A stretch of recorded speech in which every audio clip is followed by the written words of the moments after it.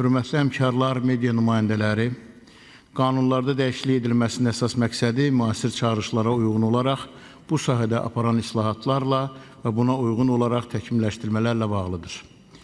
Təqdim edilən qanun layihəsi ixtisaslaşmış hərbi qulluqçuların bilik və bacarıqlarından ölkəmizin müdafiəsində daha səmərəli və uzun müddətli istifadənin təmin edilməsi, gizirlərin və miçmanların həqiqi hərbi xidmət keçməsi qaydalarının və bir sıra normaların təkmilləşdirilməsi məqsədi ilə hazırlanmışdır.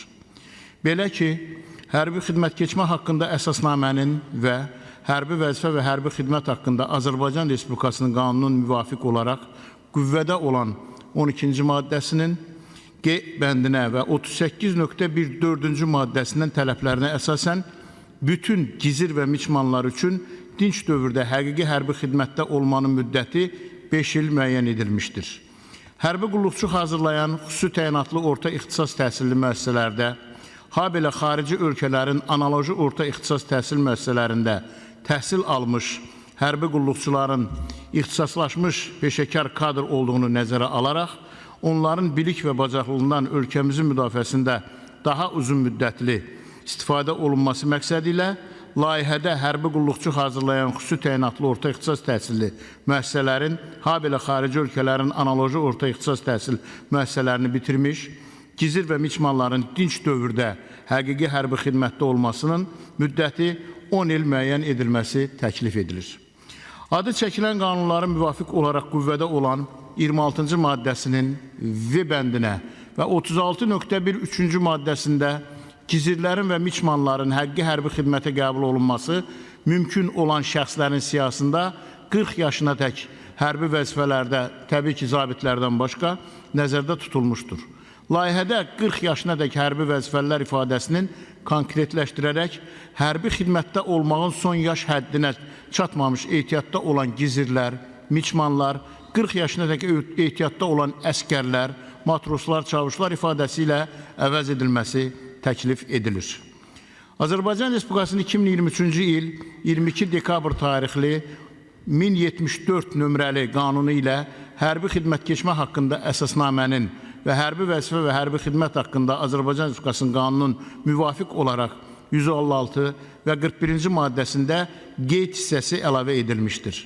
Qeyd hissəsinə əsasən zabitlərin həqiqi hərbi xidmət dövründə Azərbaycan Respublikasının və xarici ölkələrin ali təhsil müəssisələrində magistratura, rezidentura, doktorantura, adjutantura səviyyəli üzrə əyani təhsil alma müddəti, eləcə də ixtisaslaşma, kadrların yenidən hazırlanması, staj keçmə və kadrların təkmilləşdirilməsi üzrə əlavə təhsil müddəti 1 ildən çox olduqda öz arzusu ilə ehtiyata buraxılmaq üçün nəzərdə tutulmuş 10 il müddətinə daxil edilmir. Azərbaycan Respublikasının silahlı qüvvələri üçün təhsil müəssisələrində hazırlanmış zabitlərin əldə edikləri peşəsi və bilikləri ilə silahlı qüvvələrdə daha səmərəli töhfə verməsinin və təcrübələrinin gənc zabitlərə bölüşməsinin təmin edilməsinə şərait yaradılacaq.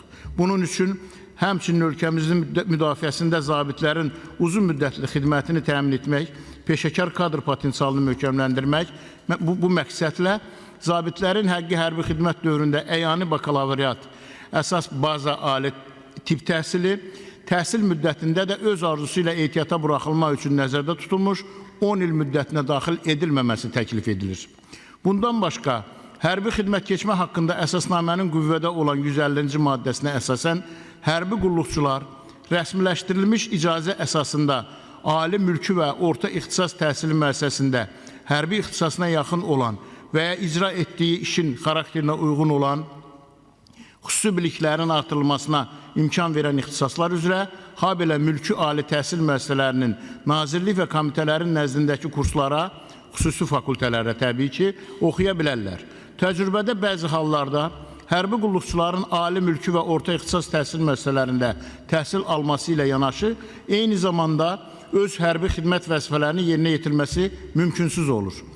Qeyd olunan halın qarşısının alınması məqsədi ilə hərbi vəzifə və hərbi xidmət haqqında Azərbaycan Respublikası qanunun 38.2-ci maddəsində nəzərdə tutulan hərbi qulluqçuların sərəncamda olma müddətinin, yeni müddətin, hərbi xidmət keçmə haqqında əsasnamənin 150-ci maddəsinə uyğun olaraq əyanət təhsil almaqla bununla əlaqədar, yəni vəzifə saxlanması mümkün olmadığı hallarda hərbi qulluqçunun təhsil müddətində sərəncamda olmasının əlavə edilməsi təklif edilir.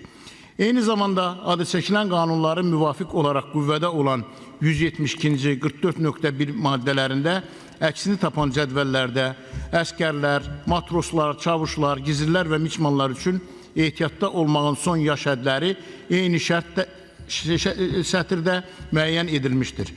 Həmin müddətdə əks olunan cədvəllərdə dəyişiklik edilərək gizir və miçmanlar üçün ehtiyatda olmağın yaş həddinin ayrıca sətirdə müəyyən edilməsi, birinci dərəcə ehtiyatda olan gizir və miçmanlar üçün ehtiyatda olmanın yaş həddinin 35 yaş, ikinci dərəcədə ehtiyatda olan gizir və miçmanlar üçün 45 yaş və üçüncü dərəcədə ehtiyatda olan gizir və miçmanlar üçün 55 yaş olması təklif edilir.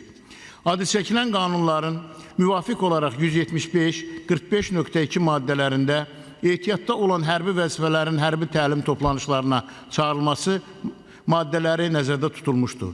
Təklif edilən dəyişikliklərə əsasən birinci dərəcəli ehtiyatda olan hərbi vəzifələrin hər dəfə bir ayadək müddətdə 10 dəfəyədək hərbi təlim toplanışına çağrılması nəzərdə tutulur. Bununla yanaşı, müvafiq icra hakimiyyəti orqanının ehtiyatına keçirilmiş hərbi vəzifələrin hər dəfə 2 ayadək müddətdə 5 dəfəyədək hərbi təlim toplanışlarına çağrılması təklif edilir.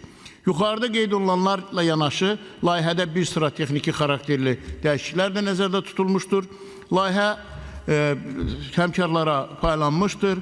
Layihə Milli Məclisin Müdafiə Təhlükəsizlik Korrupsiya ilə Mübarizə Komitəsində müzakirə edilib, əlavə rəy və təklif olmadan müzakirə üçün Milli Məclisin plenar iclasına birinci oxunuşa tövsiyə edilmişdir. Səs verməyinizi xahiş edirəm. Diqqətinizə görə təşəkkür edirəm.